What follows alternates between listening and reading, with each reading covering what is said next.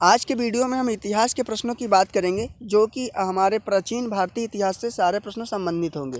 तो चलिए, पहला क्वेश्चन कहता है सबसे अधिक आहत सिक्के किस काल में मिले। तो सबसे अधिक आहत सिक्के मौर्योत्तर काल में मिले। क्वेश्चन नंबर दूसरा कहता है भारत के दो सर्वाधिक प्राचीन महाकाव्य कौन है।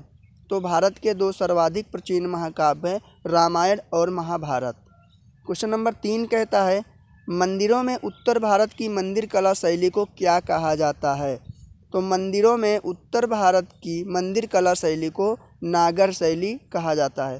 क्वेश्चन नंबर 4 कहता है मंदिरों में दक्षिण भारत की मंदिर कला शैली को क्या कहा जाता है।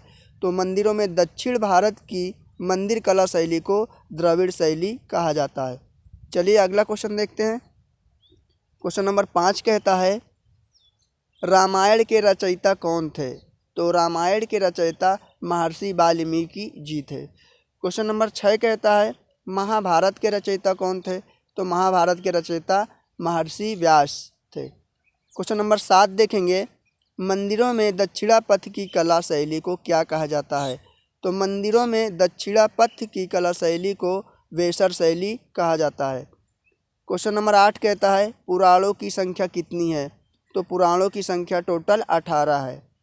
क्वेश्चन नंबर अगला देखेंगे, ये प्रश्न नंबर हमारा 9 कहता है विभिन्न संस्कृतियों की पहचान किसके द्वारा संभव है।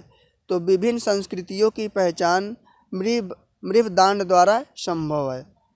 चलिए क्वेश्चन नंबर 10 को देखेंगे प्राचीन भारतीय साहित्य को कितने भागों में विभाजित किया जा सकता है। तो प्राचीन भारतीय साहित्य को 2 भागों में विभाजित किया जा सकता है। पहला धार्मिक साहित्य और दूसरा धार्मिकेतर साहित्य। अगला क्वेश्चन कहता है हिंदू धार्मिक साहित्य हैं। तो हिंदू धार्मिक साहित्य इस प्रकार हैं वेद है, ब्राह्मण ग्रंथ है, अरण्यक है, रामायण है, पुराण आदि हिंदू धार्मिक साहित्य हैं। क्वेश्चन नंबर 12 देखेंगे वेदों की संख्या कितनी है। तो वेदों की कुल संख्या 4 है जो कि इस प्रकार है ऋग्वेद, यजुर्वेद, सामवेद, अर्थोवेद। ठीक है, अगले नंबर क्वेश्चन की तरफ देखेंगे।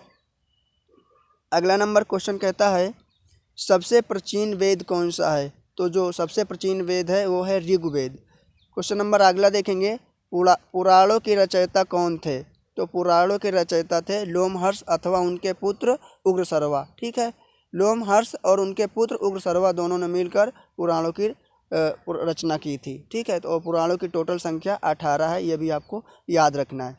अगला क्वेश्चन देखेंगे सबसे प्रमाणिक एवं प्राचीन पुराण कौन सा है। तो सबसे प्रमाणिक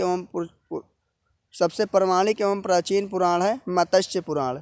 अगला क्वेश्चन कहता है ऋग्वेद में मंडलों की संख्या कितनी है। तो ऋग्वेद में मंडलों की टोटल संख्या 10 है। ये भी क्वेश्चन इंपॉर्टेंट है, आपको याद रखना है। आगे देखते हैं। क्वेश्चन नंबर 17 कहता है देवता सोम का उल्लेख ऋग्वेद के किस मंडल में है। आपको ये बताना है कि देवता सोम का उल्लेख ऋग्वेद के किस मंडल में है। तो वह है 9वें मंडल में। ठीक है, ऋग्वेद के 9वें मंडल में देवता सोम का उल्लेख है। अगला क्वेश्चन कहता है सूत्र ग्रंथों को क्या कहा जाता है। तो सूत्र ग्रंथों को कल्प कहा जाता है। क्वेश्चन नंबर आगे देखेंगे बुद्ध की पूर्व जन्म की कहानी किससे वर्णित है। आपको यह बताना है कि बुद्ध की जो पूर्व जन्म की कहानी है वो किस में वर्णित है। तो वो वर्णित है जातक में। अगला क्वेश्चन कहता है हीनयान का प्रमुख ग्रंथ कौन सा है। तो हीनयान का जो प्रमुख ग्रंथ है वो है कथावस्तु। तो ये रहे 20 महत्वपूर्ण प्रश्न जो कि हमारे प्राचीन भारतीय इतिहास से संबंधित थे। तो इसी के साथ हम वीडियो को समाप्त करेंगे और आप सभी लोग कमेंट करके बताएंगे कि वीडियो कैसी लगी। यदि वीडियो अच्छी लगी तो चैनल को ज़रूर से ज़रूर सब्सक्राइब कर लें, बेल आइकन को प्रेस करके ऑल नोटिफिकेशन में रखें ताकि आपको समय समय पर वीडियो मिल सके। फिर हम लोग मिलते हैं अगले सेशन में। Thank you.